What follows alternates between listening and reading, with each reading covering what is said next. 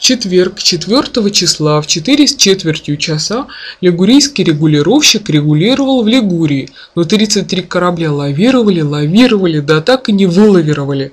И потом протоколом запротоколировал, как интервьюером лигурийский регулировщик речисто да нечисто рапортовал, да так зарапортовался про размокропогодившуюся погоду, что дабы инцидент не стал претендентом на судебный прецедент, лигурийский регулировщик акклиматизировался в неконституционном Константинополе, где хохлатые-хохотушки хохотом хохотали и кричали турке, который начерно обкурен трубкой: «Не кури, турка, трубку, купи лучше кипу-пик, лучше пик кипу купи, а то придет бомбардир из Бранденбурга, бомбами забомбардирует за то, что некто чернорылый у него полдвора рылом изрыл, вырыл и подрыл».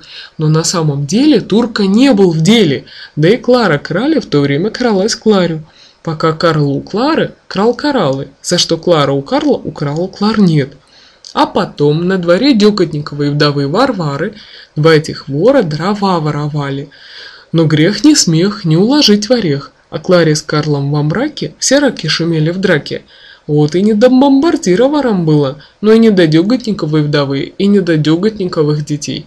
Зато рассердившаяся вдова убрала в сарай дрова. Раз дрова, два дрова, три дрова. Не уместились все дрова. И два дровосека, два дровокола дроворуба. Для расчувствовавшейся Варвары выдворили дрова вширь двора обратно на дровяной двор, где цапля чахла, цапля сохла, цапля сдохла. Цыпленок же цапли цепко цеплялся за цепь. Молодец против овец, а против молодца сама овца, которая носит сено в сани, потом везет Сенька Соньку с Санькой на санках. Санки скок, Сеньку в бок, Соньку в лоб, все в сугроб, а оттуда только шапкой шишки сшиб. Затем по шоссе Саша пошел. Саша на шоссе Саша нашел. Сонька же, Сашкина подружка, шла по шоссе и сосала сушку.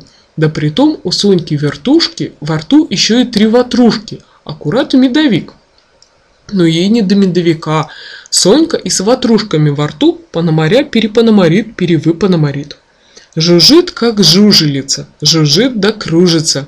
Была у Фрола, Фролу на лавра наврала, пойдет к лавру, на Фролу лавру наврет, что вахмистер с вахмистершей, ротмистер с ротмистершей, у ужа ужата, у ежа ежата, а у него высокопоставленный гость унес трость.